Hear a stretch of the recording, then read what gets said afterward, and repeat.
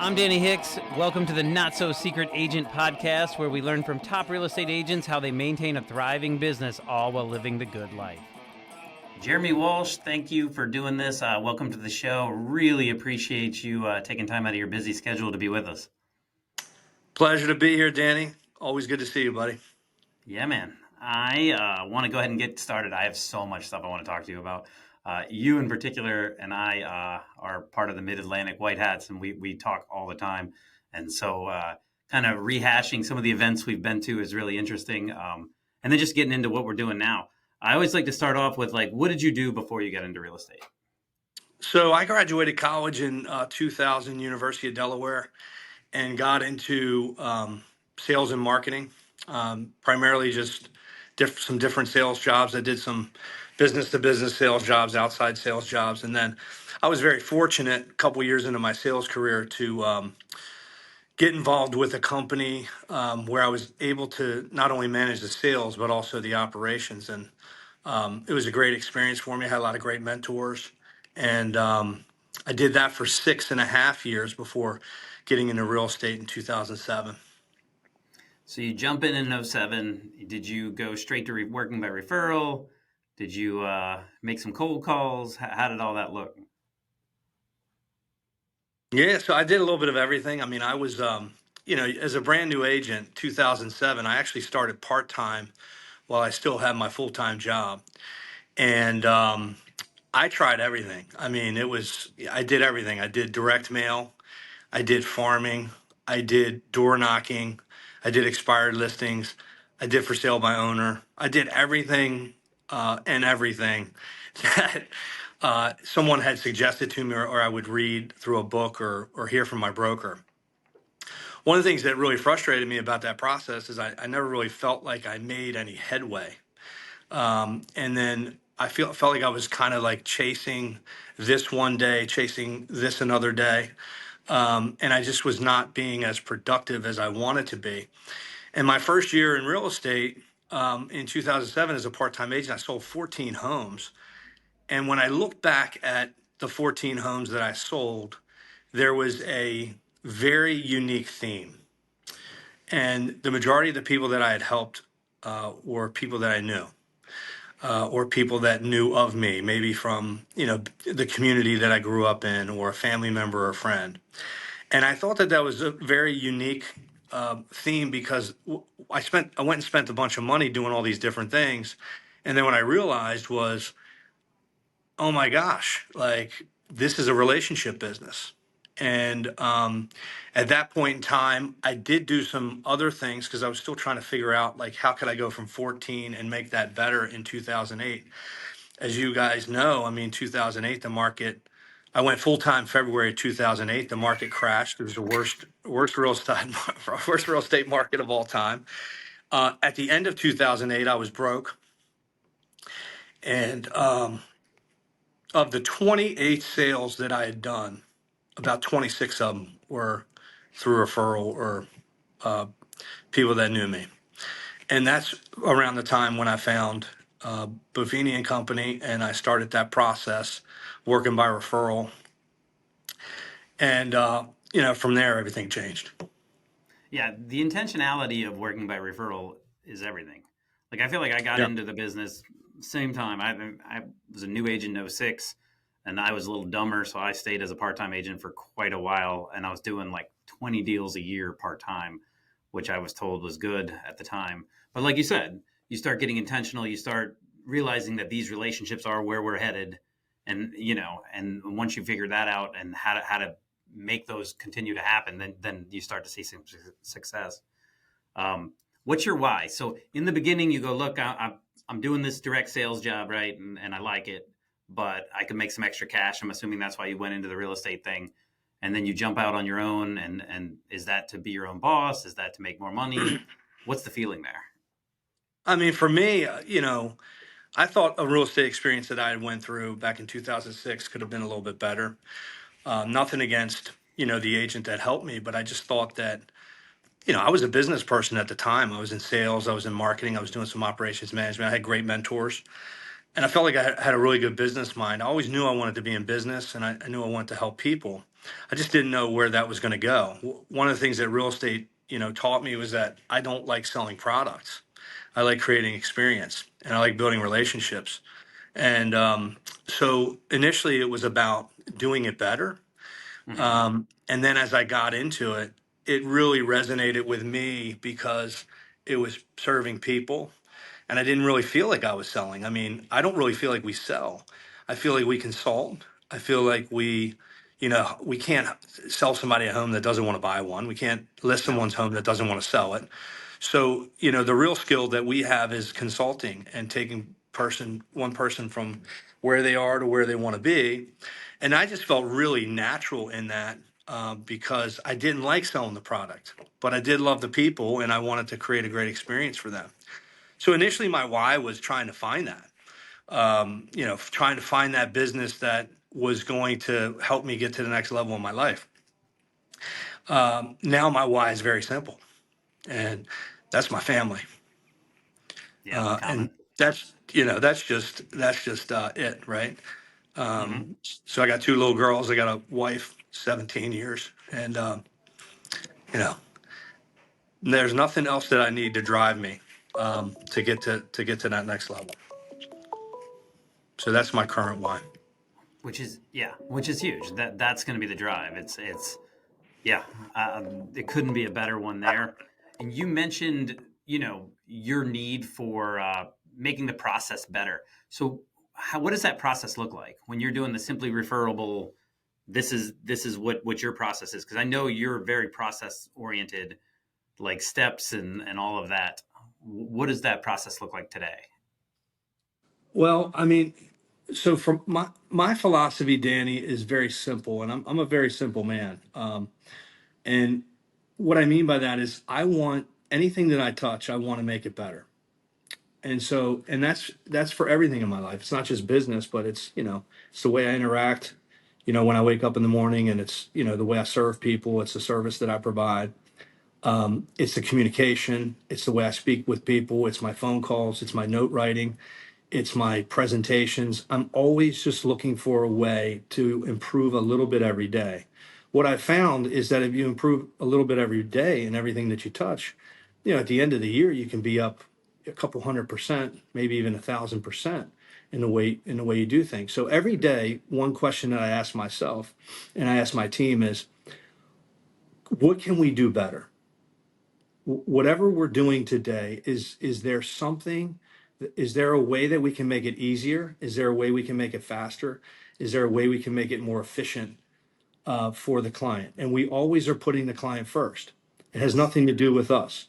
And so, as long as we're putting the client first and we're trying to serve them at a highest level, then it's always going to turn out well. I Hmm. think the problem is that most people have is they go down that path and they start to improve something and they think that they're finished, Yeah. and you're never finished. I mean, it's an ongoing process of growth. And for all the listeners out there, I mean, I know we have agents that listen to this, but you really have to develop a plan for personal growth, and you have to develop a plan for professional growth, and then you have to develop a plan if you're building a team on leadership growth. And it's just, the higher you go, the more responsible you are for other people, not only your clients, but and the people that you're serving, but your team members. And so I've gone through this process of trying to always, make things just a little bit better. And it served me very, very well. And that's one thing I would suggest is that when you enter your day, you have to think, what if what I did yesterday was good, or if what I did yesterday was great, how can I make it better today? Hmm. Because I Yeah. do believe, Danny, that the quality of your life is a direct reflection of the quality of the questions that you ask yourself. And so we have to get better at asking ourselves better questions so that we get better answers. And that's what leads us to be better all the way around. Yeah, and what you're saying is exactly, what I feel. I mean, how do we improve? It's like winning the game and saying, "All right, that was great, we won." But no, could we have run the score up? Could we have gotten less penalties? Whatever the case is, I agree with you. I think constant growth is going to be. I mean, you're either growing or dying. Isn't that Lou Holtz? I think that's key, because even if you nailed today, tomorrow's different. it might be slightly different and most people don't notice, but it is different. So if we're not adapting, we're going backwards.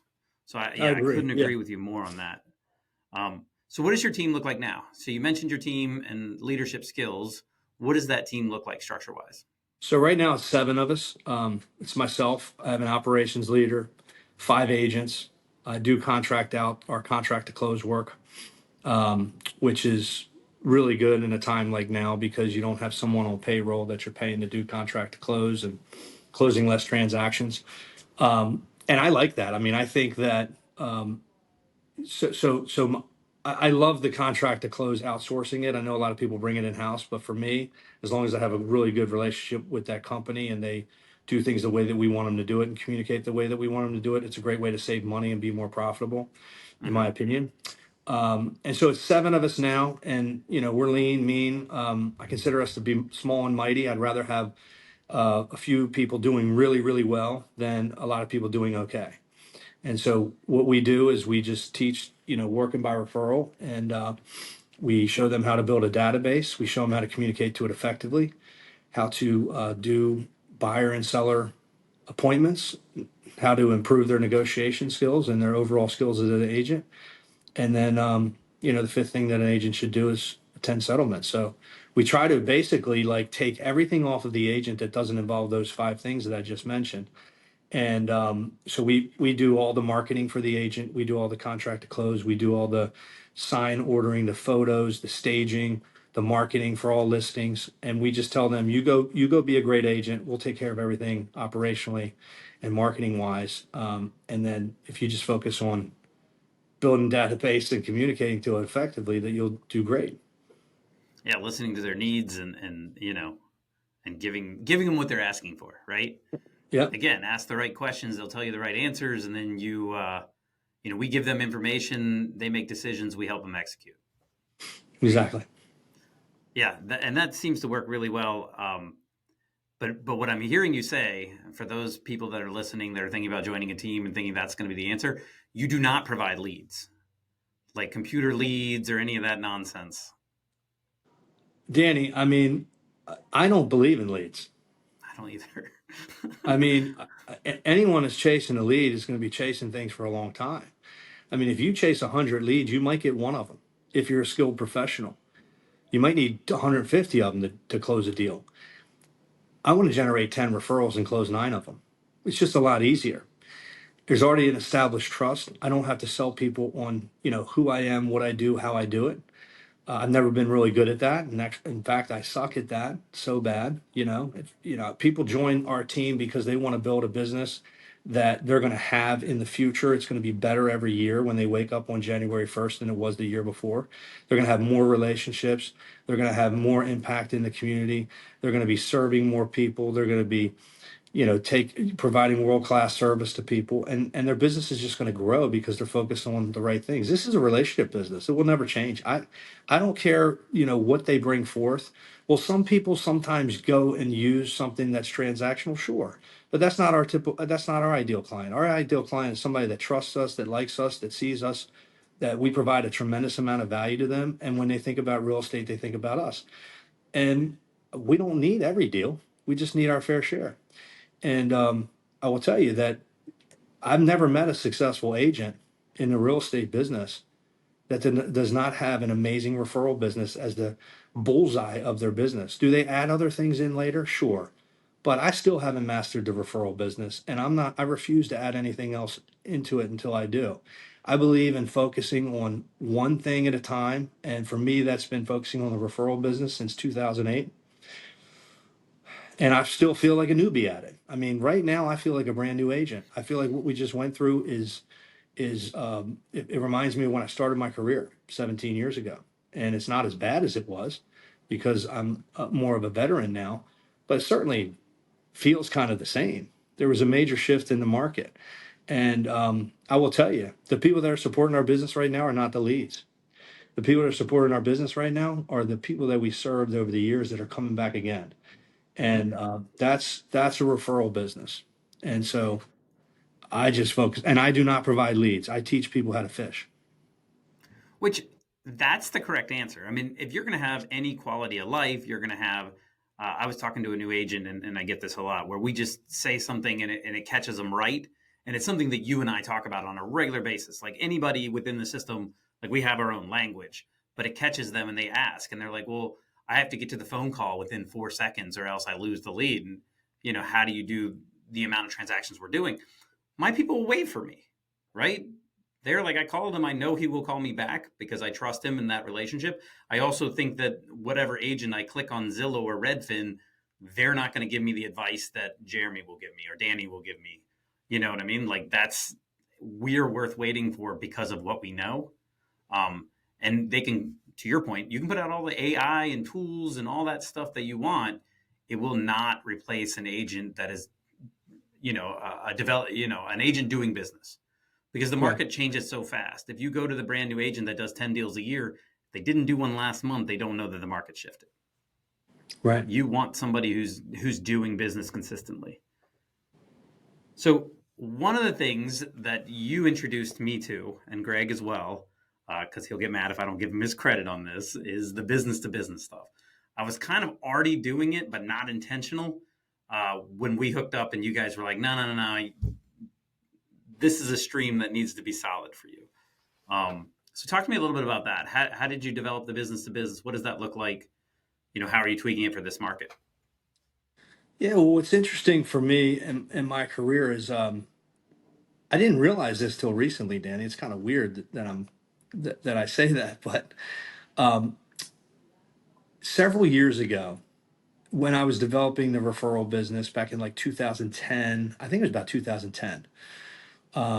I had called a past client of mine, and I asked her who she knew that she thought should know, and she introduced me to a CEO of a credit union. And I went in and I developed a program for the credit union members. And it was amazing. I mean, it was me and the loan officer there and the CEO, and we built this program. And I started serving all these credit union members. It was a huge referral source for me. Well, then I took that and I went into another credit union and another credit union. And before I knew it, I had 3 or 4 credit unions that were sending me a lot of business. What happened at that point in time is I got so busy servicing it all that I had forgotten that that was a major thing in the growth and development of my business. During COVID, once COVID hit, we were busy servicing all the people again. And then uh, Greg Chaplin and I had a conversation at a Buffini event over a drink. And we were talking, really, I mean, amazed by the growth of his business and what he had done. I said, "What do you attribute that to?" And he said, "Business to business." We started talking a little bit about that. I was like, man, like I need to do more of that and I need to do that better. I had done that before. So I recommitted myself to going out and about and doing that, knowing that eventually this market was going to shift after COVID, and only the people that would have to move would be the only people that would move. So when I think about that, if you have a client, I mean, we have a fiduciary responsibility to our clients. If you have a client Yeah. that's in a 3% mortgage rate and they're talking about moving into a 7.75 interest rate and they don't have a need to move, I mean, that doesn't make sense. You got to tell the people to stay put. It was kind Hmm. of similar when I started my career and all the agents were telling people to short sale on their house and foreclose on their house. And I just told them to stay put for 10 years. Well, those people were the best clients that I had because they said I was Hmm. right. They came back to me 10 years later and were like, "You were right. We finally have equity. Let's sell." And so we have fiduciary responsibility. So our databases are not going to move as frequently as they used to move. Hmm. And so business to business, what that says to me is like, okay, if I know that, and I know like 80%, what is it, 80% of Americans are 5% or less interest rate, and interest rates are close to 8% right now. Well, okay, cool. None of those people are moving unless they have to. Well, what's a cause for them to have to move? Well, death is a cause, unfortunately. Financial issues, divorce is another one. And so what I did is I went out and I started talking to estate attorneys. When there's a property, when someone passed away, they have a property to sell. Then I started talking to wealth management professionals, and then I started talking to family law, divorce attorneys. These are the people that are moving. Now, the other people that are moving are people that are growing out of their houses and they need to move due to growing families, or people that are Hmm. downsizing and they have to move because they can't handle the house anymore. But my thought on business to business is very simple. Your database is going to send you one or two referrals a year, maybe your best Hmm. people. When you have a business to business relationship, they may send you 10 a year. They're at Well, least going to send you five. it's their business to send you business, Right. right? And most of them have big, healthy databases, and they're helping the type of people that you want to help. So as opposed to going out and chasing a bunch of leads and doing this and that and chasing the shiny object, go build a better relationship with someone that has access to more people. It's that simple. And so, the majority of everything we've done this year is through that. Um, and there are still the past clients that are moving up and have to move and stuff. We're helping them too, but you got to have that as part of your plan moving forward, because if you don't, it's going to really be challenging over the next 18 months when, people don't have a need to move, and they're just waiting on the interest rates to come down. Yeah, I like them, and I because you taught me that, you and Greg, and then I also would throw investors in there. The Cool. Yeah. And investors, that, right. And that's great. And that's that. And you're great at that. I mean, and look, I think everybody needs to have a niche. And, mine just happens to be those three that I really feel like I connect well with. I feel like I like to present myself not as a realtor too. I think that's critical. When you're working with business people, don't want to work with realtors. I mean, honestly, they no, want to those are work with salespeople. Then, that's right. That's right. And all realtors have the same thing. They'll say like, "Hey, to the estate attorney, hey, I'll give you some wills if you send me some buyers and sellers." I mean, that's not the way it goes, right? It's I'm a professional business person. So are you. Let's help each other grow our businesses.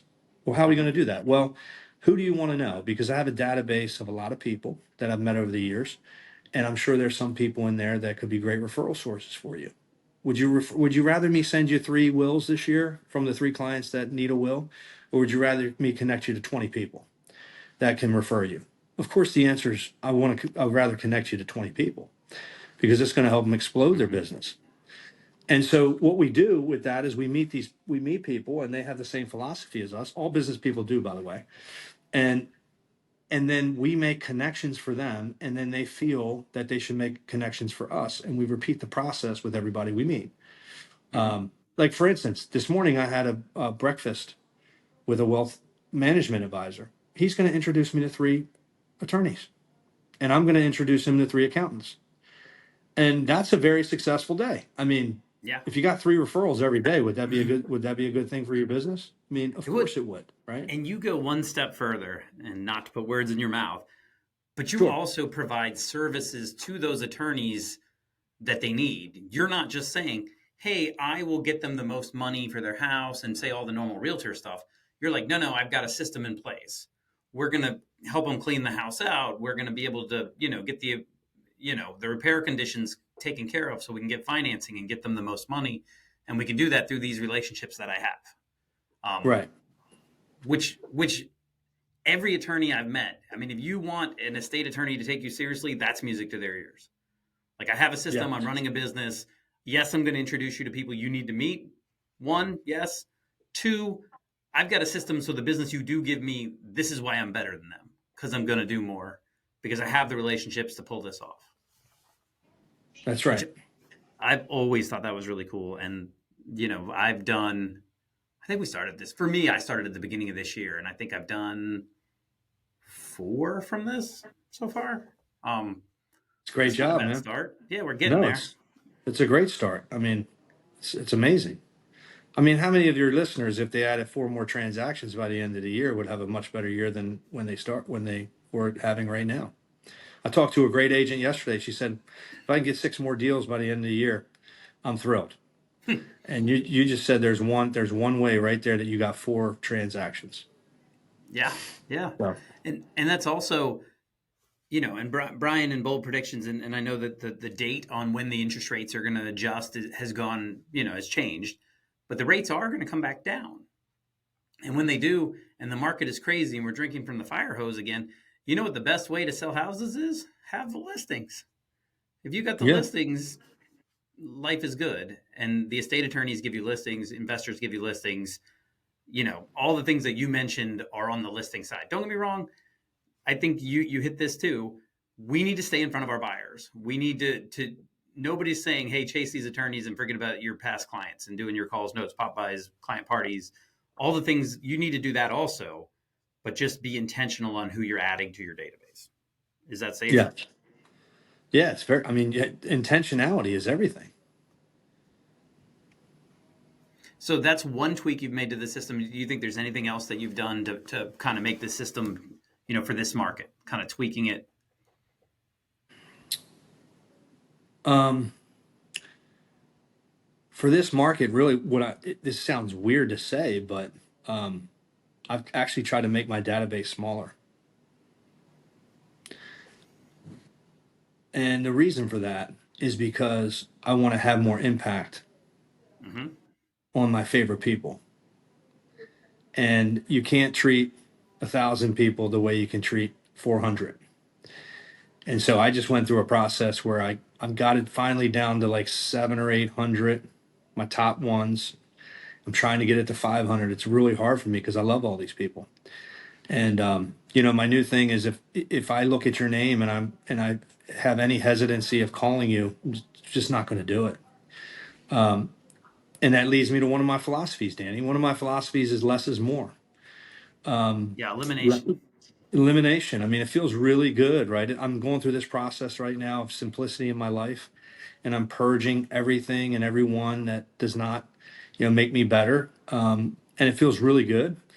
And it's just so much easier to work that way when you know like who you want to serve, how you want to serve them, and then you do it with that intentionality that you talk about, and you're really looking to have an impact on somebody's life versus just like have a Touch referral bases. conversation. You want to recognize their birthday, you want to recognize their home anniversary, you want to recognize the major events in their lives, and you want to be there as not only a business person and as a real estate professional, but as just a friend. And that goes so much for people are starving for that in today's world. Yeah. Yeah, They- they They're are, because they're everything starving to be recognized. they've got programs that'll send their birthday invites, and I get one from like Brooks Brothers and stupid Yeah, stores I bought one shirt from. Like, but that's not real. What you're saying is eliminate the people that where it's not real, or maybe it was at one point, but it's not there. I mean, I'm definitely hearing some Boeson vibes, and we got to get into that because I know you left that like so amped when we were in Arizona. You came out of that going, he is speaking my language. I'm totally changing this, and I was thinking, shit, Jeremy, you are the most like you're J-Wall, man. You walk in the room, everybody knows it. Like you don't need that shit at all. Like you could have given um, that damn talk as far as I was concerned. But yeah, no, the elimination I think is big, and some of that is us having to let go. Like you said, we love these people, but really, honestly, our relationship isn't where it should be, and we need to eliminate some of the BS. Like me, I have a new idea every week. Man, I go to my coach, and she never goes to me and says, if you could do more, that would be fantastic. At no point has she ever told me that. If anything, she's like, why don't we like keep working on the thing that you came up with last month that is starting to succeed, and give that a little bit more time. You know what I mean? And yeah, that's kind of you and I tend to be on that end together as far as like how hard can we push this thing? yeah, What yeah, extremity can we take it to? yeah, exactly. But I would just say, I mean, that at the end of the day, you got to just stay committed to the things that got you where you are, and you got to go back to those things and just do them better. Refine. I mean, you're Yeah, rather than adding a whole nother step, fix that step, make sure it's as effective as you can get it. And then you said this off air, which I think we need to bring up is consistency. Like being as consistent as we can be, that's what makes people trust you. If you're gonna send the new, the newsletter or whatever you're doing consistently every month, and they can count on it and they know it's a business whether they're looking at it or not, they're a lot more likely to refer you. Is that safe? yeah. Well, the two words, and I just did this with my team yesterday. We talked about the 5 things that an agent should do: build database, communicate to it effectively. Now, I added something to communicate to it effectively yesterday. And it's something that has really taken me, as far as it's taken me to this day. And the two words are relentless consistency. Relentless. Relentless means you will get done today what you're supposed to get done, or you won't go home. You will get done today what you're supposed to get done. There are no other options. You will not miss a day. Because you cannot look. Here's the deal, everybody. You cannot give 90% today and 110% tomorrow. It's not possible because there's only 100% available. So the key is giving 100% every day, because you can't make up the days when you do 70% or 65% or 50%. That's the biggest thing that I see now with real estate agents, and the biggest challenge that we have for our industry is there's no consistency, let alone relentless consistency. And and we've gotten to a point where we're like, oh, it's okay if I don't do it, I'll make it up tomorrow or next week or this week or that.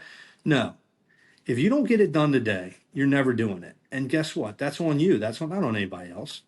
Mm-hmm. The agents that don't make it in our system, on our team, are the ones that do not have relentless consistency, because I can't help you if you're not willing to do the work. And the work is very simple. I mean, it's calls, notes, and go see people. And if you don't have enough going on, go do that some more.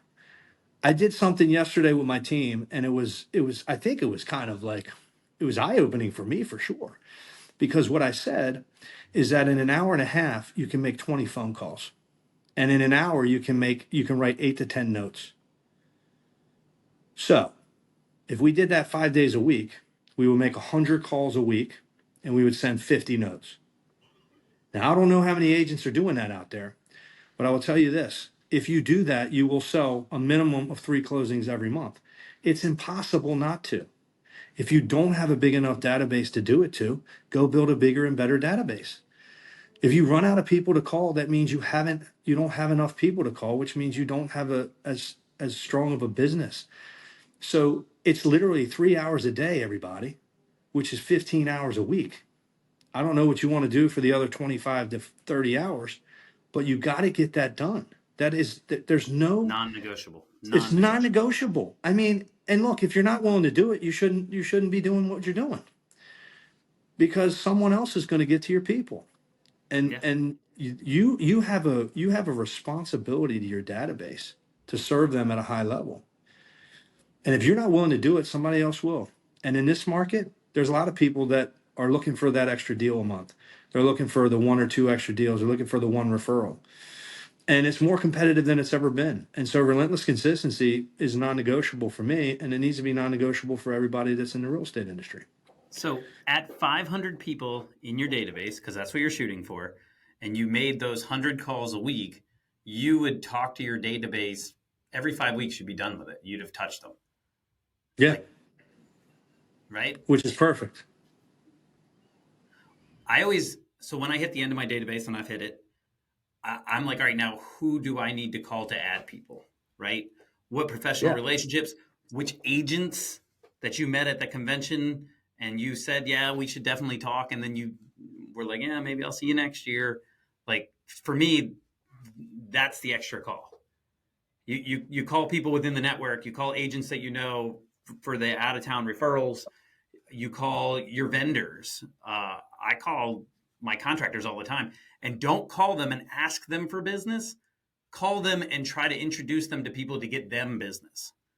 Back to what you're saying. So anybody who says, "Oh, my database isn't big enough, I would have to call them twice a month," like that's my answer to that. What do you think the answer is there? I mean, I think every day you need to be building your database. So, I mean, if you were to go into my referral maker right now, I mean, I have database ads, more database ads than anybody on my team, including the ones that start with us and are putting 50 in a week. I don't put 50 in a week, but I have 5 to 10 people every week that I'm adding to my database, because I'm always meeting new people, because I have an intention that in order to grow my business, I have to grow the relationships, which means I have to grow the people that I'm meeting. And The other thing I would say about it is, I mean, this is the truth. If you have 150 people in your database, you already know everyone that you need to know to get exactly what you want in life. You just have to connect the dots. And what I mean by connecting the dots is everyone in your database has an accountant for the most part, unless they do their own taxes. Everyone has a financial planner, at least they should. And if they don't, you have a responsibility to refer them to one. Everyone in your database that's of a little bit higher caliber has an estate attorney. Okay, now not many people have divorce attorneys, but that's a whole nother thing. But the thing Hopefully is, not. everyone has an accountant. Everyone, so one of the calls that I would make, and I do make this call, is I call my people and I say, hey, I would say, Danny, it's Jeremy. Listen, I'm checking in with you. I'm in the process of building my referral business. I was wondering, do you have a really good accountant that you work with? What about estate planning? Have you ever put your will in place? Oh, Jeremy, thanks for bringing that up. I actually was just talking to my wife the other day. We need to put that in place. Do you have a referral for us? Sure. Let me refer you to my guy Joe, who does estates. And then who is your financial planner? And I could get 3 referrals from every person that I know by just doing that. And then I connect the dots. I call them up and say, hey, Danny, it's Jeremy. You and I have a mutual relationship through so and so. They referred you to me. They said you did an awesome job for them. They're a client of mine as well. They're a friend of mine as well. I was just wondering if you'd like to get together, see how we might be able to help each other in business. I've never had anybody say no to that. And so it's easier to build your database than you think it is. When we start thinking about like, oh, how do I add another person? Really, what you need to do is how do I connect the dots to get to know to all the people that my people know? That's a big question. How do I Yeah, connect the that gets you past dots? the gatekeeper. That Yeah. Like if you call a divorce attorney, and I actually had a lender tell me he went to court and tried to catch him coming out the door, and I was like, "How'd that go?" And he said, "Not well Didn't at go all." well. No, not at all. I was like, "You better hope they don't learn how to like litigate." You know what I mean? But no, you get a call from somebody that's an actual client and a good client of theirs, they're going to give you the time. I also like to teach my people, especially not the professional people as much, but this is how you refer. Do a group text. Text, hey, Jeremy, I want you to meet Bob. Bob is an awesome blah, blah, blah, blah, blah. Now I'm on the text. You're going to respond because you recognize my number and it's not a random phone number, right? But being specific with our guys gets you in the room. Yeah, that's a great point, Danny. I mean, part of this whole system that we're employing is how do I teach my people how to.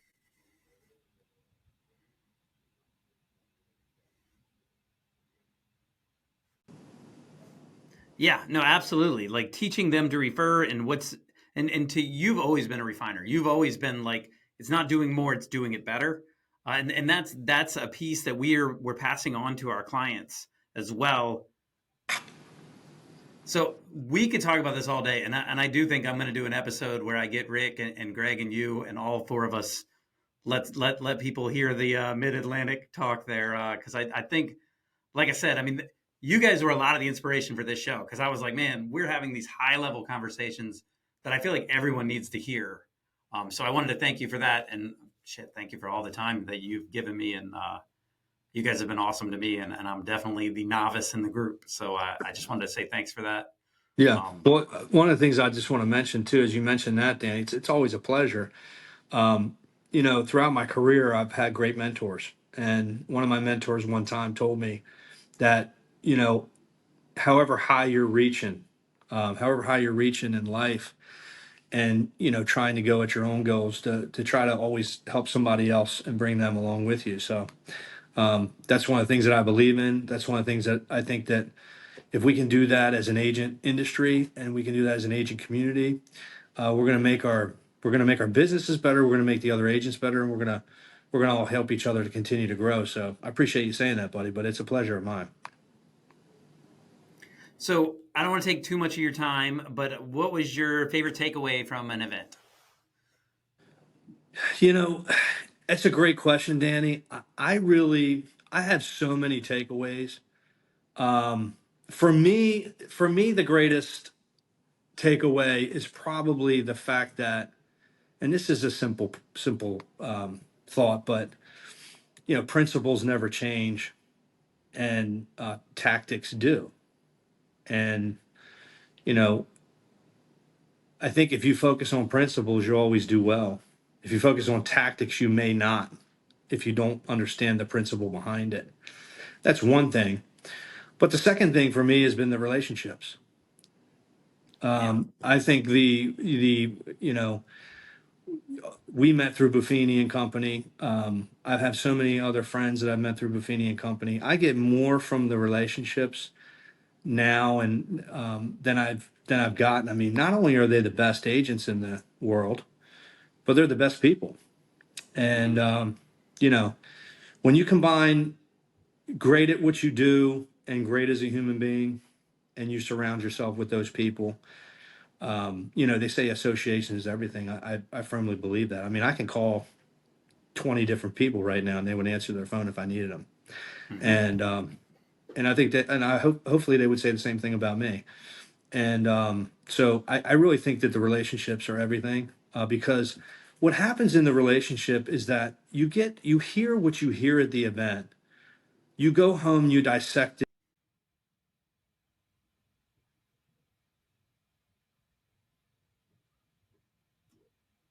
Yeah. apply it, you try to apply it. And then what happens is you need someone to bounce off what you're doing. Hmm. And so that's what's really helped me, because I can call a guy like Greg and say, hey, man, this is what I'm going through. This is what's happening. How would you approach it? And, and he's there for me. And he gives me a nugget that I'll go back and use. And then, it works. And so, and vice versa. I mean, we can all come to each other. So the relationships are everything, I think. Very. Yeah. I fully agree with that. What would your superpower be? Well, um, I think there are two things. The most important thing is emotional intelligence for me. I Yes. really feel like I'm able to take a client, could be a difficult situation, two different people not getting along, or just a different personality. And I feel like I've always had a really good knack of like meeting people where they're at and helping them to go where they want to go. Also feel like I do a really good job with that with my team. Meeting them where they're at, taking them where they want to go, and being there for them in the middle. I think emotional intelligence is huge in what we do. Not every, it's look, our clients can really drain us emotionally. And so, emotional strength is everything. And emotional intelligence is just learning how to deal with them all and getting them to agree with what they want, and then helping them get there. And then the other thing that my wife would say is that I'm clutch. I mean, I come through when I need to. And so, you know, if we're having not as good of a month that we need to have, I always somehow figure out how to make it happen. And Hmm. I think that that comes through the relentless consistency, the competitiveness that I have, and then just the love for the people. I mean, look, when you love the people that you serve, it's really not that hard to work a little harder to get the outcome that you're looking for. When you have an issue with people that you serve, it's good. You're not going to put as good of a work ethic behind it. And so I think it comes down to, just loving what you do, helping people. I really don't feel like we sell real estate, Danny. I feel like we manage people's emotions. And so you got to learn how to do that. You got to be skilled at it. And then you do it with all you got, and you do it consistently and take care of all the people. And everything will work out for the better if you do that and you do it all the time. Yeah. The consistency just it makes it who you are. It's not what you're doing to them. It's literally when they go and talk to another client or another vendor and they're saying the same thing, you're like, oh, well, that's who he is. Like, that's just that guy. And I think that's important too, for Yeah, sure. I think it's more important who you become than what you do and how you do it, because people are attracted to who you are, and the right people are attracted to who you've become.